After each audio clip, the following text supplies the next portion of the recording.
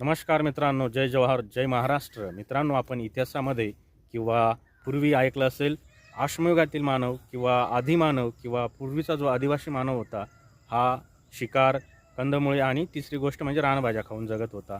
परंतु जी कंदमुळे आहेत, या कंदमुळांचा कुठेही उल्लेख आपल्याला आढळत नाही. अशी जबरदस्त कंदमुळे आमची आदिवासी बांधवांनी आजही तेवढ्याच पद्धतीने जपून ठेवलेले आहेत आणि तेवढ्याच आवडीने ते आजही खाताना आपल्याला दिसतात. परंतु आजपर्यंत यांचा उल्लेख कुठे आढळत नाही किंवा नवीन पिढीने हे माहिती करून घेतलं नसल्यामुळे ही कंद आजच्या पिढीला माहिती नाही. तर असेच जबरदस्त अश्मयुगातील काळातील किंवा आदिमानव हजारो वर्षापूर्वी जे कंदमुळं खायचा, अशी जबरदस्त कंदमुळे आज आपल्याला बघायची आहेत. जनरली ही भाजी जी आहे ती आमचे आदिवासी बांधव अगदी घराशेजारी जी काही भुजळ असते किंवा अगदी छोटासा आपली परसबाग असेल या परसबागेमध्ये लावतात. परंतु मी इथे जंगलात लावलेले आहे आणि त्यामुळे मी आता इथली तुम्हाला दाखवतो. हा आहे प्रकार पहिला. हा जमिनीत वरतो आणि त्याचं वेल जे आहे ते असा वरती पसरत जातो. हे बघा, खूपच सुंदर दिसतोय.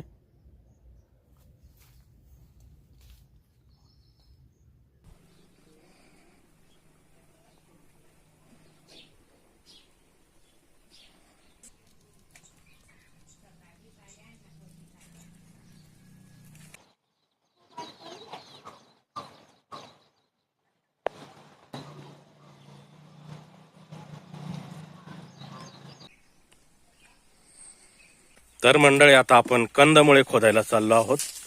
अत्यंत दुर्मिळ आणि प्राचीन अशी कंदमुळे किती वरलेले आहेत आता आपण बघणार आहोत. तर बघा किती भारी वरलेले आहेत. आता आपण बघू शकता. हे बघा, हे त्याचं पान आणि हे इथं बघा 2 कंद आहेत. आता खोदल्यानंतर किती निघतात ते तुम्हाला मी दाखवणार आहे. बघा किती मोठी गोष्ट निघाली, एकदम जबरदस्त. 5 किलोच्या आसपास असेल. हे बघा 10 किलोच्या आसपास निघाली एवढी मोठी. हे बघा, हा प्रतिमा. तर बघा, आपण एवढ्या गोळीच्या आणलेल्या आहेत. कंदमुळे म्हणतात आमच्याकडे याला. याला 1.5 फुटायला लागलेला आहे बा. तर असे साधारणपणे 10-1 किलो असतील हे. तर त्याच्यातलं आपल्याला उपवासासाठी खायचं आहे, त्यामुळे एकच बनवायचं आहे. कारण खूप भूक धरणारे असतं हे कंद. जास्त खाल्ले तर ॲसिडिटी होते, त्यामुळे आपल्याला एकच खायचं आहे. एवढंसं एक पुरेसं आहे. हे बाकी आपण ठेवून देणार आहे.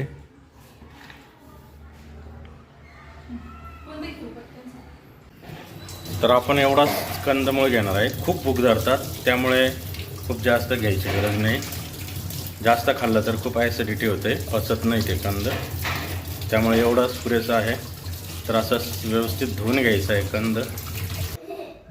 त्यानंतर असे तुकडे करून, तर बघा हा आहे पिंक कलरचा कंद. हे बघा, असं साल काढून टाकू शकता आपण किंवा असं डायरेक्ट शिजवू शकता. तर बघा, असं खांडे करून आपण शिजवून घेणार आहे. डायरेक्ट असंही शिजतात, पण खांडे केल्याने लवकर शिजतात, त्यामुळे आपण असे तुकडे करून घेतले. तर बघा, असे आपण तुकडे करून घेतलेले आहेत. त्यानंतर अशा पातेलीमध्ये आपल्याला शिजवून घ्यायचे आहेत. त्यानंतर असं पूर्ण बुडतील एवढं पाणी घेतलेलं आहे आपण. त्यानंतर असं चांगलं 10 ते 15 मिनटं आपल्याला शिजवून घ्यायचे आहेत. तर आपण असं सैंदा नमक टाकलेलं आहे, सैंदा मीठ टाकलेलं आहे उपवासासाठी. असं आवश्यकतेनुसार किंवा चवीनुसार मीठ. तर असं 5 ते 7 मिनटं झालेले आहेत आणि कसा कलर मस्त आलेला आहे बघा.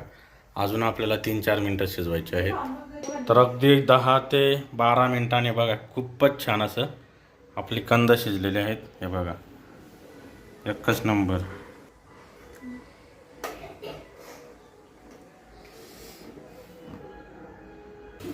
तर असे सर्व कंद आपण काढून घेतलेले आहेत. आपल्याला आता थंड होऊ द्यायचे आहेत. मस्त थंड झाल्यानंतर आपण हे साल काढून खाणार आहे.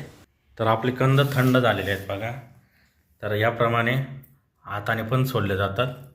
हे बघा, अशी साल वरची काढून घ्यायची आहे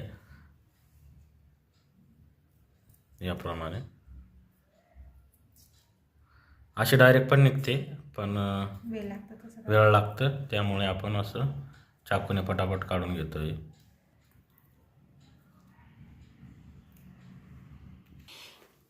तर बघा आपले सर्व कंदांची अशी साल काढली गेलेली आहे. ही कंद खूप भूक धरतात, त्यामुळे आपण एवढीच घेतलेली आहेत. खूप जास्त घेऊ नये. खूप जास्त खाल्ले तर ॲसिडिटी होते आणि त्यामुळे अगदी थोडेच खा.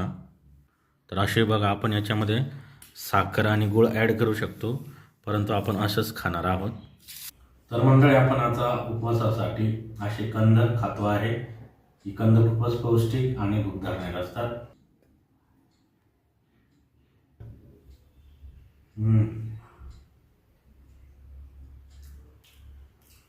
खूपच भारी आहे, खूपच टेस्टी आहे.